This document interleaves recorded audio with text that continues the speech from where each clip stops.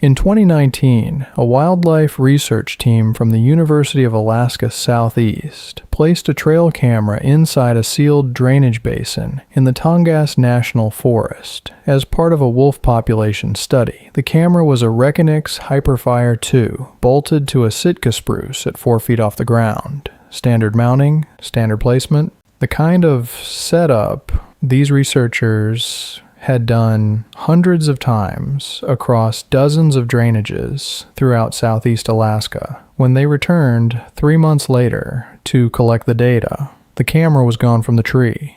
They spent 2 days searching the surrounding area before they found it. It was 40 feet up in a completely different tree, 300 yards from its original position. The mounting bracket had been unbuckled, not broken, unbuckled. The camera was undamaged. The SD card was still inside. The last 11 hours of footage showed nothing but canopy and sky, but the audio captured something beneath the camera that vocalized in a rhythmic pattern no biologist on the team had ever heard.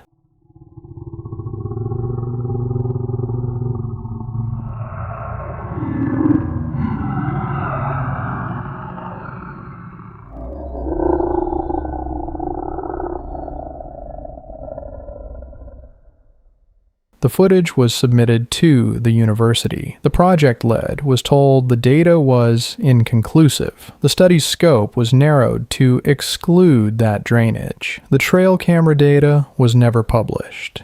In this episode, I am going to take you through 3 eyewitness accounts from across Alaska that all point to the same conclusion. There is something hunting in these forests that the government refuses to acknowledge. The first comes from a trapper in the interior who spent 30 years running lines near the Koyukuk River and encountered something that made him abandon his livelihood overnight.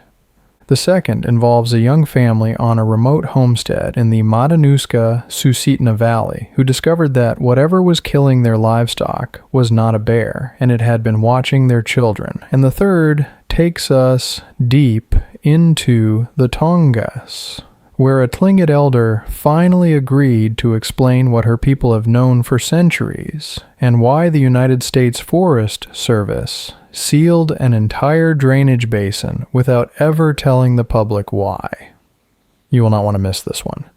Before we continue, make sure you subscribe and let us know where you are watching from in the comments. Thanks. Gerald Harmon was 57 years old in the winter of 2003. He had been running trap lines in the Koyukuk River drainage of interior Alaska for 30 years. His main line stretched 90 miles through boreal forest, threading along frozen tributaries and ridgelines covered in black spruce and paper birch. He ran the line on a Ski-Doo Scandic WT-600, a heavy-duty snow machine built for deep snow and long hauls. He checked his sets every 4 to 5 days, weather permitting, which in February in the Alaskan interior meant temperatures regularly hitting minus 40 and daylight lasting barely 6 hours. Gerald was not from Alaska originally. He had come up from Montana in the early 1970s, following work on the Trans-Alaska Pipeline. When the pipeline work dried up, he stayed. He had married a woman named Lorraine, who was Koyukon Athabaskan from the village of Huslia. Huslia sits on the north bank of the Koyukuk River, roughly 300 miles northwest of Fairbanks. Population at the time was maybe 275 people. You cannot drive to Huslia. There are no roads. You fly in on a bush plane, or you come by boat in summer and snow machine in winter. That is it.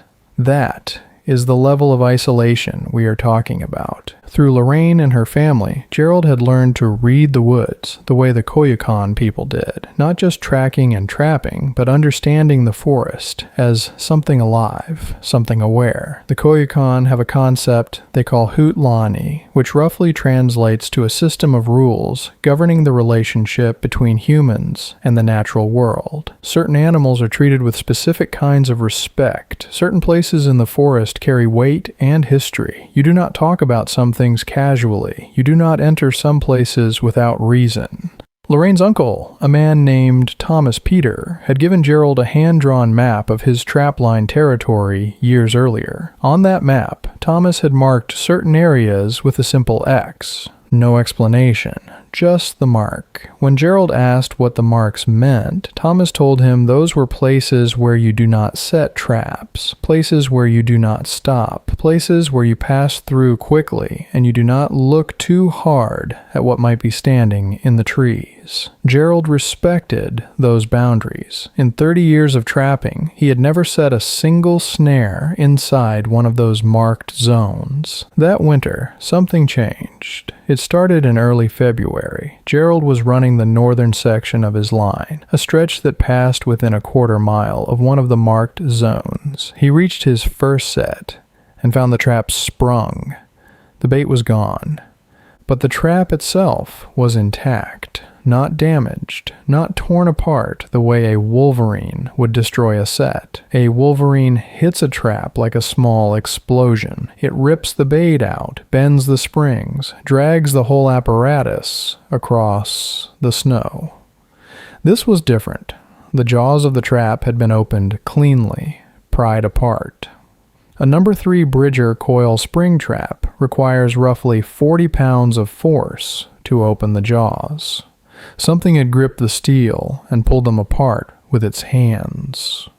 Gerald checked his next 3 sets along that stretch. Same thing. Every trap sprung, every bait taken, every mechanism left intact. No damage to the traps themselves, just opened and emptied, like someone had walked the line ahead of him and carefully disarmed each one. He knelt in the snow next to the 4th trap and studied the ground around it. The tracks he found did not make sense. They were bipedal. 2 feet, walking upright. The impressions were narrow and deep, with distinct toe separation, 5 toes on each foot, pressed hard into the packed snow, with most of the weight concentrated at the front, at the ball of the foot, like whatever made them walked on its toes the way a person might if they were trying to move quickly and quietly.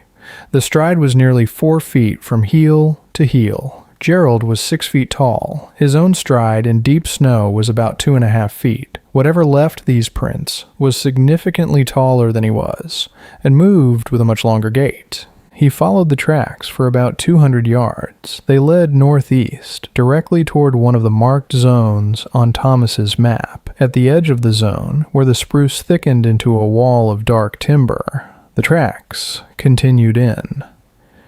Gerald stopped. He stood there for a long time, staring into the trees. Then he turned around and went back to his machine. Over the next 2 weeks, the raids continued. Gerald was losing serious money. A good marten pelt was worth $80 to $100. A lynx could bring $400. He was losing entire stretches of line. So he did what any modern trapper would do. He drove to Fairbanks, bought 2 Reconix Hyperfire trail cameras at a sporting goods store on Airport Way, and mounted them along the affected stretch of his line. The cameras were motion activated with infrared flash, military-grade housing, the kind of equipment that can operate at -50 and capture clear images in total darkness. The first camera recorded nothing unusual for 3 days. On the 4th day, Gerald arrived to check it, and the camera was gone. Not knocked down by wind, not buried in snow, gone. The mounting strap, a heavy nylon buckle system rated for 200 pounds, had been unbuckled. The strap was still hanging from the tree. The camera had been removed by something that understood how buckles work. The second camera, mounted a quarter-mile south, was found 300 yards from its original tree. It was lying face down in the snow. The SD card had been removed. Gerald searched the area around both camera locations for tracks. He found them. Same prints, same stride, same bipedal gait leading back toward the marked zone. That evening, Gerald told Lorraine what had been happening. She listened without interrupting. When he finished, she was quiet for a while. Then she told him he needed to talk to Thomas. Gerald drove to Thomas's cabin the next morning. Thomas was in his late 70s, a small man with deep lines in his face and hands that still moved with precision when he worked. Gerald laid out everything: the traps, the tracks, the cameras. Thomas listened with no visible surprise. When Gerald finished, Thomas said one sentence. He said they do not like being watched. Thomas told Gerald that what he was describing had happened before. Other trappers, over the decades, had pushed too close to those zones. Some of them had their equipment destroyed. Some of them had been followed. Thomas used a Koyukon word that Gerald did not fully understand, but that Lorraine later translated roughly as the ones who walk alongside. Thomas said they were old. He said they had been in those forests before the Koyukon arrived. He said they were not animals. He said they were something else, something that had its own intelligence, its own rules, its own territory. And he said Gerald needed to stop going near those zones. Gerald made one more run. He told himself he was just going to pull his remaining traps from that stretch and relocate them farther south. It was late afternoon, and in February in the interior, that meant the light was already failing. The sun barely clears the horizon at that latitude, and by 3 in the afternoon, the forest is bathed in a flat gray twilight that makes everything look two-dimensional. He was crouched beside a snow machine, checking a fuel line that had been giving him trouble when he heard it. It was not a howl. It was not a scream. It was a deep, resonant humming, a single sustained note that seemed to come from everywhere at once. It vibrated in his chest. It pulsed rhythmically, almost like breathing, but too deliberate, too controlled. The sound was coming from the direction of the marked zone, maybe 60 or 70 yards into the timber. Gerald stood up slowly. He looked into the tree line, and he saw it. A shape was standing between two black spruce, roughly 60 yards from where he stood. It was tall. Gerald estimated 7.5 to 8 feet, though the failing light made it difficult to be precise. It was dark, covered in coarse hair that blended with the surrounding timber. It was standing perfectly upright on 2 legs. Its arms were long, hanging well past its knees. Its shoulders were broad and heavily muscled, and it was completely still. It was not swaying. It was not shifting its weight. It was standing the way a person stands when they are watching something very carefully and they do not want to be seen. But it was watching him. He could feel it. The eyes were fixed on him, though the light was too poor to make out the features of the face. Gerald did not reach for the Marlin 4570 strapped to his snow machine. Thomas had told him one thing very clearly. If you see one, do not run. Do not challenge it. Lower your eyes and leave slowly. Gerald lowered his eyes. He turned his back on the thing standing in the trees. He got on his machine. He started the engine, and he rode out of that drainage without looking back. He never returned. He sold his entire trap line that spring to a younger trapper from Galena. He told the buyer to stay away from the northern stretch. The buyer asked why. Gerald said bears. The buyer did not press. 3 weeks after his encounter, Gerald drove to the Alaska Department of Fish and Game office in Fairbanks. He brought photographs of the tracks and the pried open traps. He sat across the desk from a wildlife biologist and explained what he had seen. The biologist looked at the photographs for about 30 seconds. Then he told Gerald it was probably a bear with mange. Gerald asked how a bear with mange could unbuckle a camera strap. The biologist did not answer. He ended the meeting. No report was filed. No investigation was opened. Gerald's photographs were never entered into any database. Lorraine told him later that the elders in Huslia were relieved he had stopped going out there. She said there had been other trappers over the years who had pushed into those zones. Some of them had come back different, quieter, unwilling to talk about what they had seen. A few of them had not come back at all. Rachel and Derek Calloway moved to Alaska from Bend, Oregon in the summer of 2014. Rachel was 29. Derek was 32. They had 2 children, a daughter named Lily, who was 4, and a son named Owen, who was 7. They bought 5 acres off Willow Fishhook Road in the Matanuska-Susitna Valley, roughly 70 miles north of Anchorage. The property was everything they had been looking for. 3 acres of cleared pasture in the front, sloping gently down toward a gravel access road. Behind the house, 2 acres of dense birch and spruce forest that backed up against the western foothills of the Talkeetna Mountains. The nearest neighbor was a half-mile down the road. The nearest grocery store was a 35-minute drive to Wasilla. They were not naive about living in Alaska. Derek had grown up hunting elk in the Oregon Cascades. Rachel had worked summers as a wilderness guide on the Deschutes River. They understood predators. They understood isolation. They carried bear spray to the chicken coop every morning. They had electric fencing around the goat pen, a 4-wire system powered by a Parmac Magnum solar energizer that pushed 12,000 volts through the perimeter. Derek kept a Marlin 1895 and 4570 in the mudroom, loaded, safety on, positioned so he could reach it in 3 seconds from the kitchen. They were prepared, or they thought they were.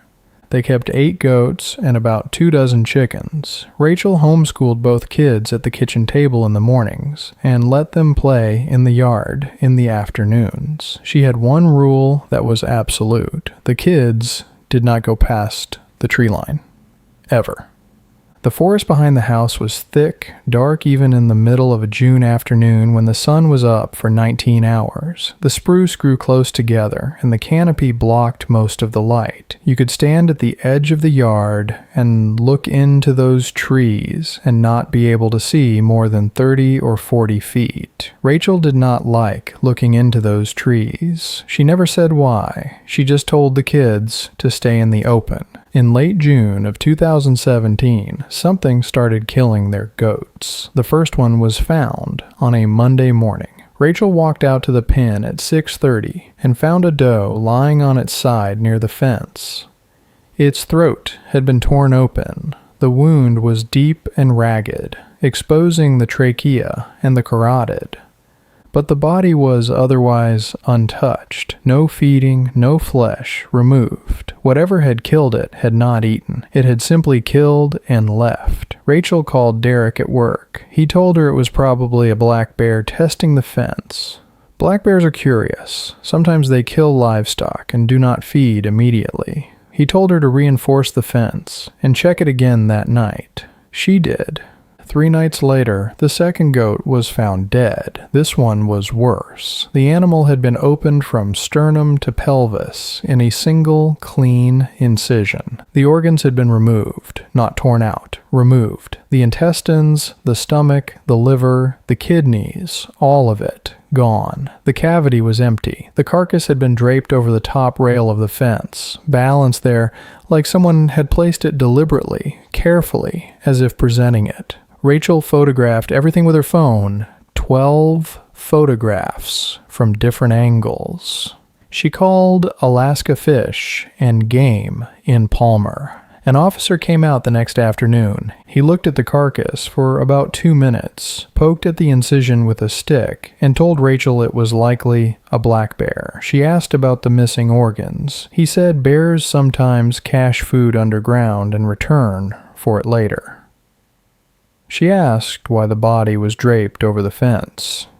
He said bears sometimes carry prey short distances. He left. The third kill happened 5 days later. Derek found it. He walked out to the pen at first light and stopped in the middle of the yard. One of the larger bucks was hanging 20 feet up in a birch tree at the edge of the forest. The body was wedged into a fork between 2 branches, legs dangling, head hanging down.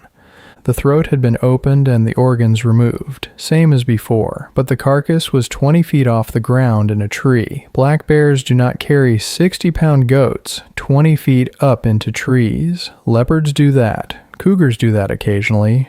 There are no leopards in Alaska. There are no cougars in the Matsu Valley. Derek stood in the yard staring up at that goat for a long time. Then he went inside and loaded the Marlin. Rachel installed motion-activated LED floodlights on the back of the house, 4 of them, positioned to cover the full width of the yard and the tree line beyond. She bought them at the Home Depot in Wasilla, Lithonia brand.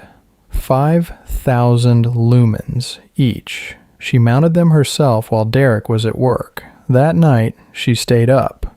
The kids were asleep by 8:30. She sat in the darkened kitchen with a cup of coffee and watched the backyard through the window. At 2:14 in the morning, the floods triggered. The yard exploded in white light. Rachel was at the window in 2 seconds. The yard was empty, nothing visible, but the goats were pressed against the far wall of their pen, clustered so tightly they were climbing over each other. They were completely silent.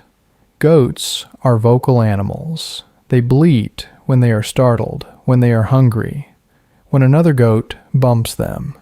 These goats were making no sound at all. The chickens were the same. Not a single cluck, not a single rustle from the coop. Every animal on the property had gone dead silent. Rachel stood at that window for 45 minutes. Nothing moved. Nothing appeared. But the animals did not relax for the rest of the night. 3 nights later, the floods triggered again. This time, Rachel saw it. She was already sitting in the kitchen, already watching. When the light snapped on, she looked immediately at the tree line, 80 yards from the house. Something was standing there. It was tall, dark, and completely motionless. It was standing on 2 legs at the very edge of where the floodlight reached the shadows. She grabbed Derek's Nikon Monarch binoculars from the shelf by the door and pressed them to her eyes. Through the glass, in the harsh, white spill of the floods, she could see it clearly. It was standing upright, bipedal. Its shoulders were massive, much wider than a man's, sloping into a thick neck. Its head was large, and at the top she could make out pointed projections, ears, or something like ears, rising several inches above the crown of the skull. It was covered in dark hair or fur, and it was facing the house. Not the goat pen, not the chicken coop. The house. It was looking at the house. She woke Derek. He came to the window in his boxers, half asleep, squinting into the light. By the time he focused on the tree line, it was gone. He told her it was a moose, standing broadside at the tree line in the dark. Could look like a tall shape on 2 legs. Rachel did not argue, but she knew what she had seen through those binoculars. Moose do not have pointed ears on top of their heads. Moose do not stand motionless for minutes at a time, staring at a house. And moose do not have shoulders that wide on a frame that narrow. Over the next 2 weeks, Rachel started paying closer attention to her daughter. Lily was 4 years old, imaginative, the way 4-year-olds are. She talked to imaginary friends. She narrated games to herself. That was normal. What was not normal was what Lily started saying during her afternoon playtime in the yard. She mentioned the tall man in the trees. She said it casually, the way children mention things that are simply part of their world. She told Rachel that the tall man watched them when they played outside. She said he stood very still and he had funny eyes. Rachel asked her what she meant by funny eyes. Lily said they were shiny, like the reflectors on the driveway posts. Rachel asked when she had first seen the tall man. Lily thought about it for a moment and said she had been seeing him all summer, since they started playing outside after the snow melted. Months. This thing had been standing at the tree line watching her children for months. On a Tuesday afternoon in late August, Derek was at work in Wasilla. Rachel was inside making lunch. Both kids were in the yard. She could see them through the kitchen window. Owen was throwing a tennis ball against the side of the shed. Lily was near the garden, crouching in the dirt, probably collecting bugs. Rachel was cutting bread when she heard Lily's voice, clear and bright, carry through the open window. "Hi, do you want to come play?"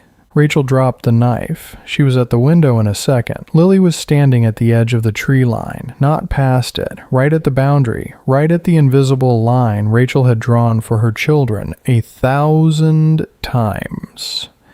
She was looking up at something in the shadows, between the first row of spruce. Rachel could not make out details from the kitchen, but she could see the shape. Something tall, something standing just inside the trees, hunched slightly forward, its upper body angled down toward her daughter. It appeared to be leaning toward Lily, the way an adult leans down to speak to a small child.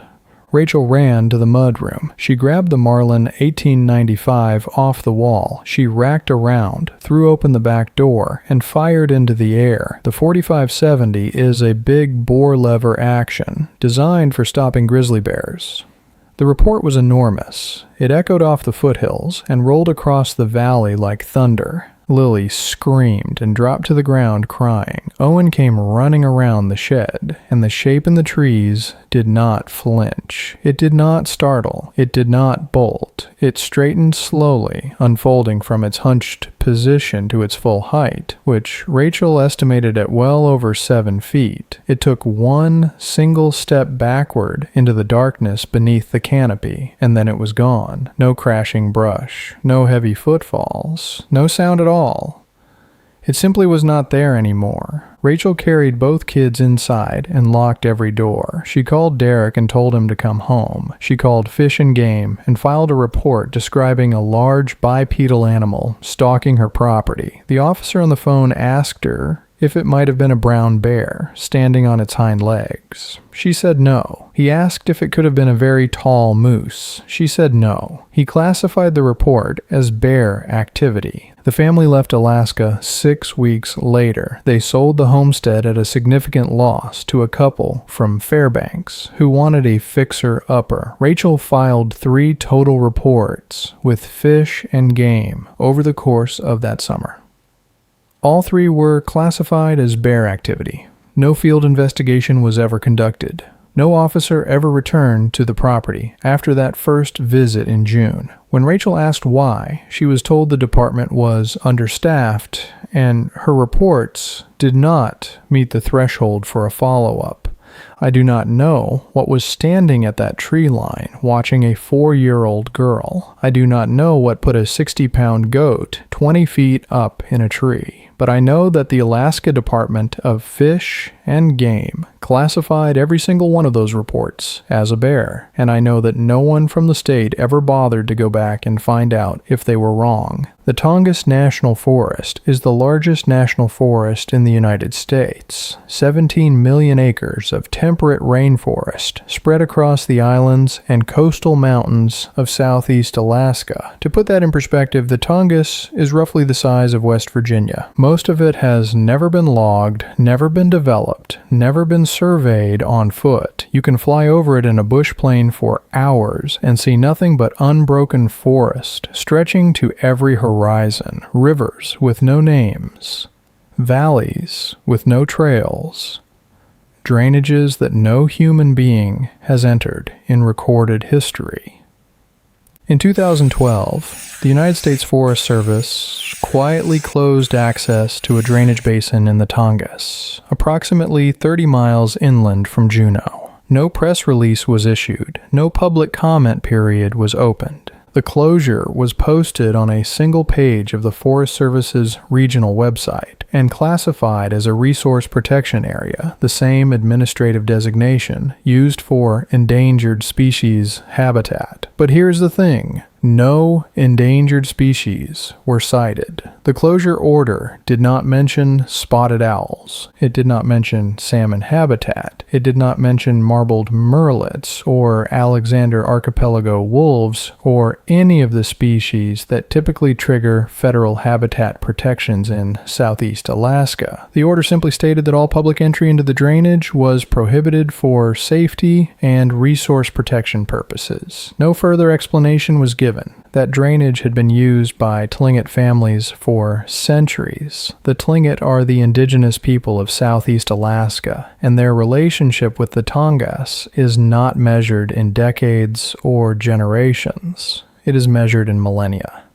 They fished the rivers that fed through that drainage. They hunted deer and mountain goat on the surrounding ridges. They gathered berries and cedar bark along the valley floor. When the closure was announced, Tlingit tribal leaders from the Central Council protested. They argued that the closure violated treaty rights and traditional use agreements. They were told the decision was final and not subject to review. A Forest Service spokesperson told a local reporter in Juneau that the closure was routine. It was not routine. Routine closures cite specific biological or safety justifications. This one cited nothing. What the public did not know, and what I only learned after months of research, was that in the 3 years before the closure, 4 separate parties had entered that drainage and reported encounters they could not explain.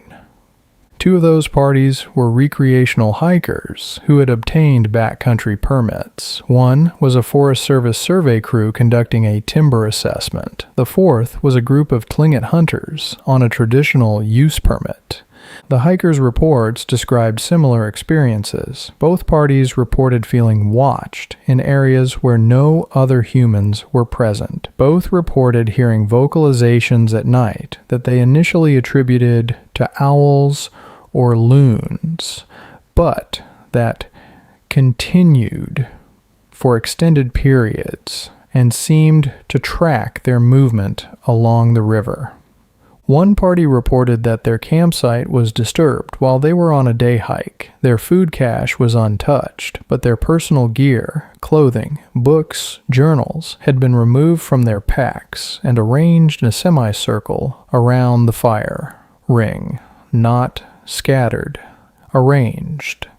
When they returned to camp and found their belongings laid out that way, 2 members of the party refused to spend another night in the drainage. They hiked out the following morning. The Forest Service survey crew's experience was more severe. The 3-person team had been in the drainage for 6 days, conducting a routine timber cruise, measuring tree diameters, and assessing old growth stands for potential future harvest. On their 7th night, something entered their camp. The team leader, a woman in her 40s with 14 years of field experience, reported hearing bipedal footsteps circling their tents for approximately 40 minutes between 2 and 3 in the morning.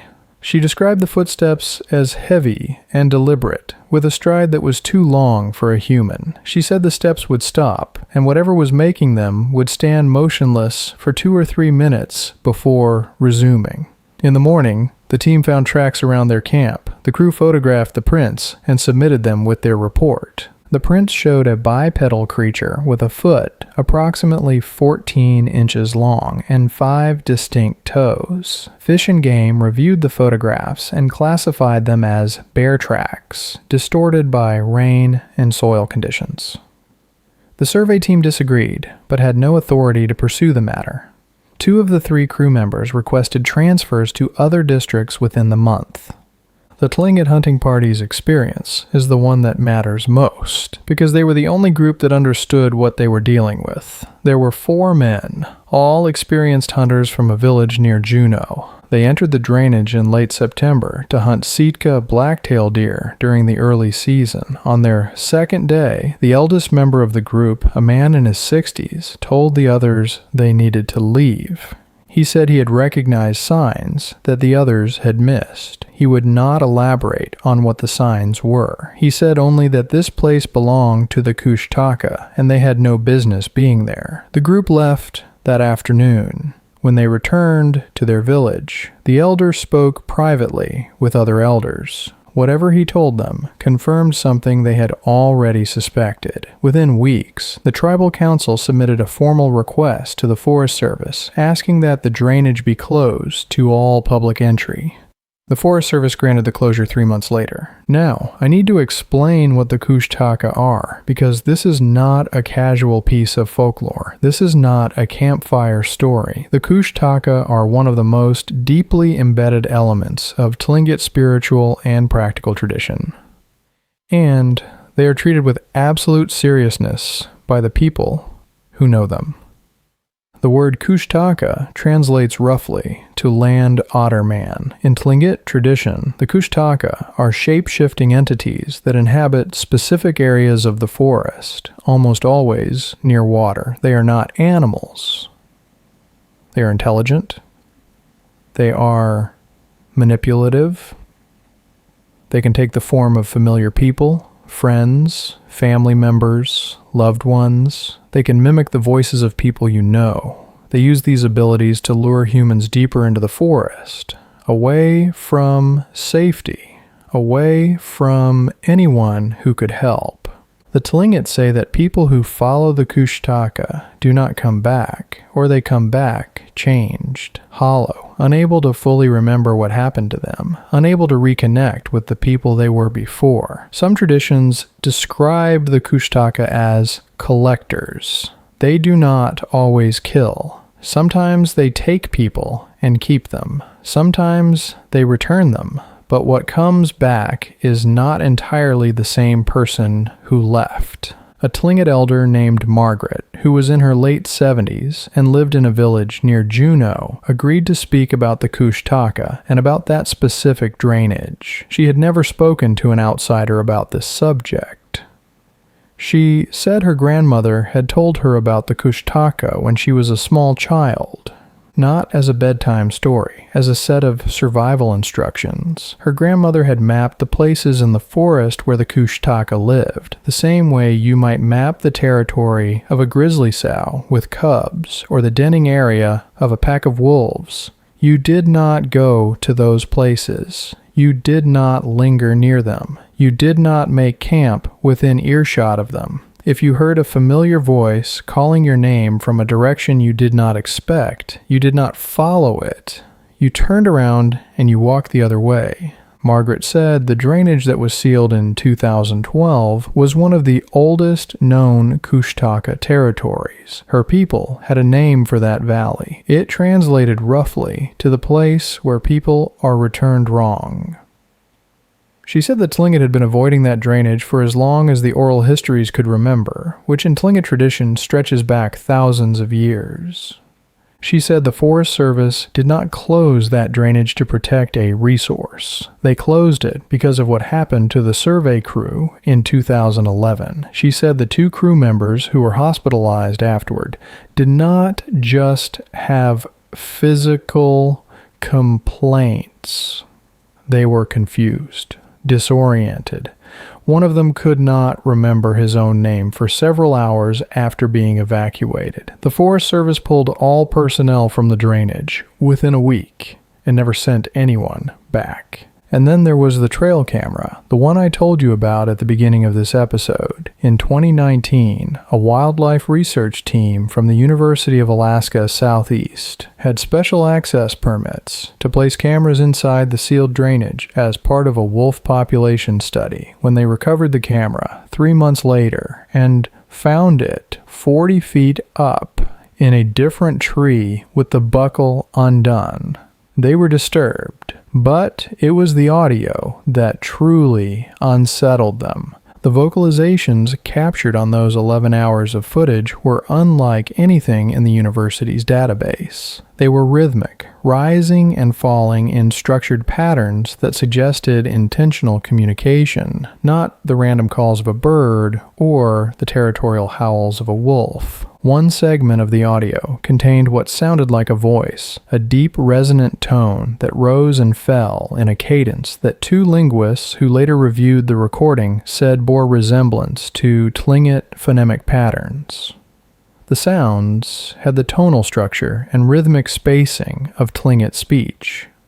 But the words, if they were words, did not match any known vocabulary in the language. It was as if something had learned the sound of Tlingit, the music of it, but was speaking in a dialect that no living person recognized. The research team submitted the audio to the university. The project lead was told the data was inconclusive and did not warrant further analysis. The study's scope was narrowed to exclude the sealed drainage. The special access permits were revoked. The trail camera data was never published in any journal, never presented at any conference, never mentioned in the final research report. It simply disappeared from the record. When Margaret heard about the trail camera, she was not surprised. She said the Kushtaka had always been curious about human tools. She said they watched people, they studied patterns and routines. They understood far more about human behavior than humans understood about theirs. She said that was what made them truly dangerous. They were not mindless predators charging out of the brush. They were patient, they were ancient, and they were intelligent enough to unbuckle a camera strap and move it to a place where it could no longer see what they did not want seen. She said her people had coexisted with the Kushtaka for thousands of years by following one rule: respect the boundaries, stay out of the places that are marked, do not go looking for them, because if you go looking for the Kushtaka will find you first. The sealed drainage in the Tongass remains closed. As of the making of this video, the Forest Service has never provided a public explanation for the closure beyond the original one-sentence statement. No environmental impact report has been released. No biological survey has been made public. And every year, hikers and hunters enter the surrounding drainages of the Tongass, carrying GPS units and satellite phones and trail cameras and all the technology that makes them feel like they are in control of the situation. Margaret said those tools are meaningless. She said the Kushtaka have been navigating those forests for longer than human memory. No amount of technology changes what lives in there. It only changes how long it takes you to realize you are not alone. I do not know what is hunting in Alaska's forests. I do not know what Gerald Harmon saw standing between those spruce trees on the Koyukuk. I do not know what was leaning toward a 4-year-old girl at the tree line of a homestead in the Matsu Valley. And I do not know what moved a bolted trail camera 40 feet up into a tree in the Tongass. But I know that 3 separate indigenous traditions across 3 distinct regions of Alaska all describe the same thing. Something old, something intelligent, something that watches. And I know that every time someone reported these encounters to the authorities, the answer was the same. Bear, bear with mange, bear standing on its hind legs, bear distorted by rain and soil conditions. At some point, you have to ask yourself whether the government genuinely believes these explanations, or whether they simply do not want to tell you the truth about what is living in those forests. And because you guys made it this far, I want you all to comment down below Kushtaka so I know who made it to the end and who did not. And if you enjoy content like this, where we dig into real eyewitness accounts and indigenous knowledge that the authorities refuse to acknowledge, what are you waiting for? Smash that subscribe button right now for more content just like this. As always, I love you all, and I will see you in the next one.